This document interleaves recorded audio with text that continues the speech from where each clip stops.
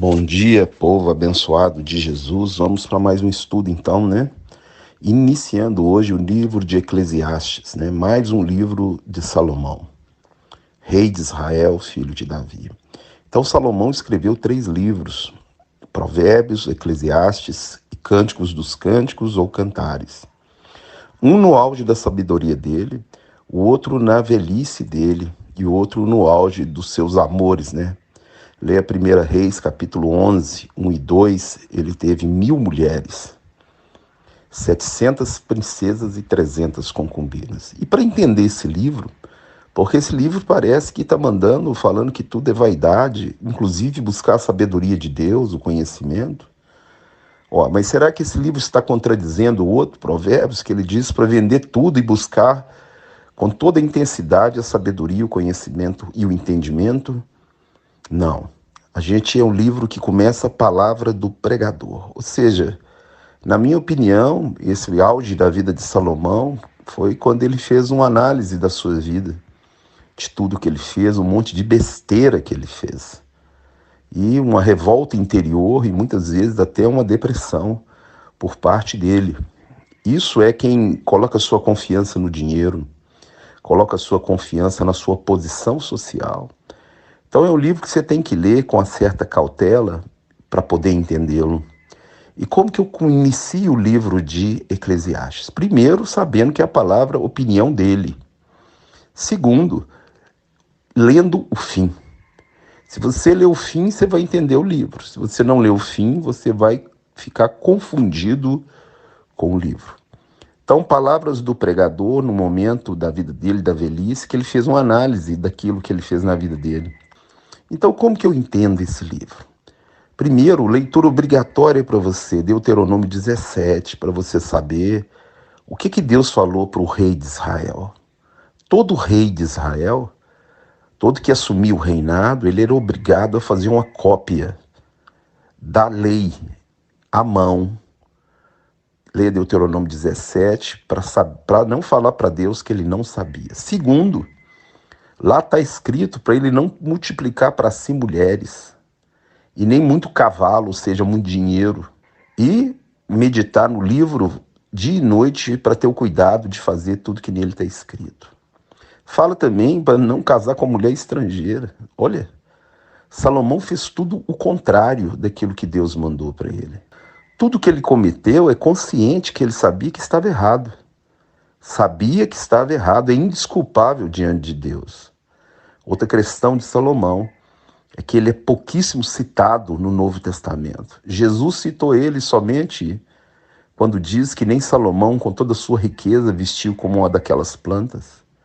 Agora veja os outros. Daniel é citado, Jó é citado, Jonas é citado, Isaías é citado.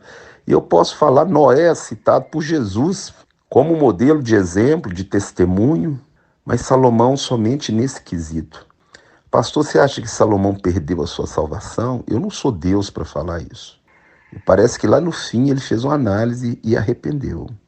Para você começar a ler o livro, você vai ler primeiro isso que eu vou falar. Então, Eclesiastes 12, 13. A conclusão.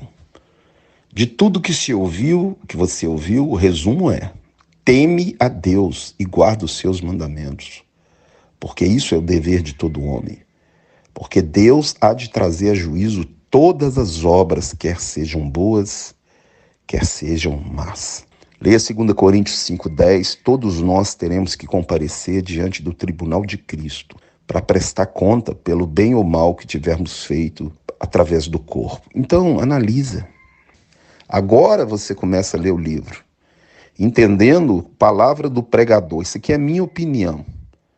Então eu vou te dar a minha opinião e no final eu tenho uma conclusão. Qual que é a conclusão? Fiz um monte de besteira, caí num monte de cilada, não obedeci a palavra de Deus e agora eu estou te falando a consequência. Então leia o livro com essa visão. Muitos deturpam esse livro. Muitos não entendem, né? Porque não entendem, não vão desde o início. Você estudou o livro de Provérbios, você viu a sabedoria que Deus deu a esse homem. Infelizmente, ele foi escritor e ouvinte da palavra, mas não obedeceu a mesma. Se você ler 1 Reis 11, Deus vai falar com ele. que não vai punir ele como ele merece, que ele merecia ser punido severamente por amor a Davi, o pai dele. Mas vai punir o filho, olha só. Naquela época, leia Jeremias 31, 29, ainda não estava debaixo de uma nova aliança. O filho pagava a conta do pecado do pai.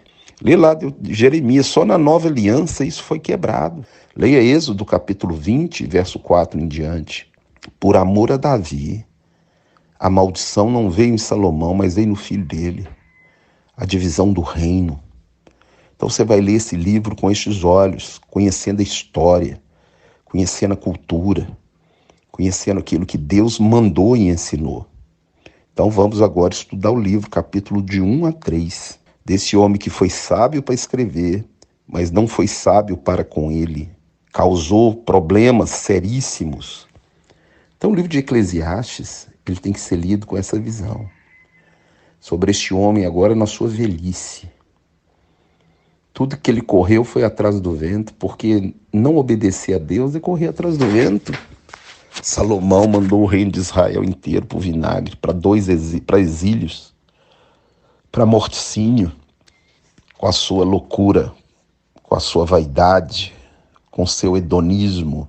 Tudo é vaidade, correr atrás do vento. Que proveito que tem do trabalho que você faz? Realmente, trabalhar para Deus é restaurar casamento falido, é erguer o pobre do monturo, é amparar o órfão, viúva necessitado, é tirar pessoas que estão cambaleando para ir para o lago de fogo. Isso é trabalhar para Deus. O resto é vaidade, correr atrás do vento. Então esse livro aí é bom para meditar os crentes que gostam de correr atrás só do dinheiro, que a vida deles é esse mundo aqui, ó, esse mundico que vai passar. Pensa, hoje pode ser meu último dia, o seu também. Pode. Você pode não chegar à noite, já pensou? E nem eu. Você está preparado para isso? Não, né?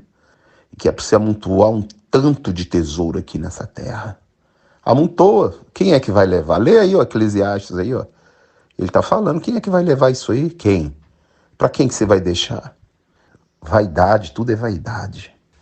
Aí ele fala, né? A terra continua a mesma. O passado, lá o Salomão passou, eu fui em Israel, vi um dos palácios dele. Lá no vale de Har Megido, ou Armagedon, fui lá na ruína. Cara poderosíssimo aos olhos dos homens e um fracasso diante de Deus. Fracassou. Tudo que Deus deu ele fracassou. Dividiu o reino de Israel. Jogou no lixo tudo aquilo que Deus deu para ele. Ó. Fui lá ver o palácio de frente do vale de Armagedon. E tá lá, ele tá falando aí. A terra continua e ele passou. O palácio dele passou, tudo passou. Mas aquele que faz a vontade de Deus permanece eternamente. Leia o capítulo 1. Vaidade. Olha o verso 14. Eu vi tudo que faz debaixo do sol e descobri que tudo é vaidade. Correr atrás do vento. E no verso 4, como diz no popular, ele solta a boiada dele, ele fala tudo que ele fez.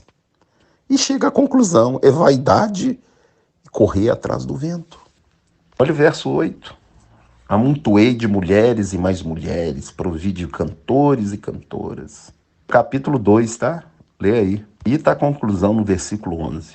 Tudo é vaidade e correr atrás do vento. Agora ele vai tirando as conclusões certas. Lê o verso 13. Lê para você ver. Fala que a sabedoria é melhor do que a estultícia e a luz muito melhor do que as trevas. No verso 16 ele fala, morre o sábio, morre o estudo e daqui a pouco não tem lembrança mais. Olha o verso 26 aí, ó. Chegou um momento da vida dele, falou, o que que eu fiz? Foi para ninguém. Construí palácio, 1000 mulheres, não sei o quê, vinha gente lá massagear o ego dele. Ninguém. O império dele ficou, e ele morreu, e os filhos dele tudo destruído, a família toda no lixo, porque o diabo arrebentou com ele. E vai arrebentar com qualquer um que andar fora da palavra. Capítulo 3, ele fala que tudo tem seu tempo determinado. Capítulo 3, verso 17, ele tem momento de lucideza, que Deus julgará tanto o justo quanto o perverso. E vai mesmo, há 2 tribunais. O primeiro está em 2 Coríntios 5,10, que é para te dar galardão. E o outro é o tribunal do trono branco, Apocalipse 20:12. Esse é para condenação. Verso 20 ele fala: todos procedem do mesmo lugar, vieram do pó e ao pó vão tornar. Tá aí, ó. Então é o livro que você tem que meditar e nós vamos estudar nele, né? A Bíblia é a sua regra de fé e prática. A Bíblia é a sua meditação diária. A Bíblia tem tudo que você precisa para viver aqui nessa terra. Jesus é a Bíblia também. A Bíblia diz que ele é o Verbo. Então você quer conhecer Jesus, conhece a Bíblia. Obedece à Bíblia, você vai ter intimidade com Jesus. Pensa nisso. Ele é o Verbo, é a palavra. Pensa nisso nessa manhã, que Deus te abençoe, te guarde, te livre de todo mal.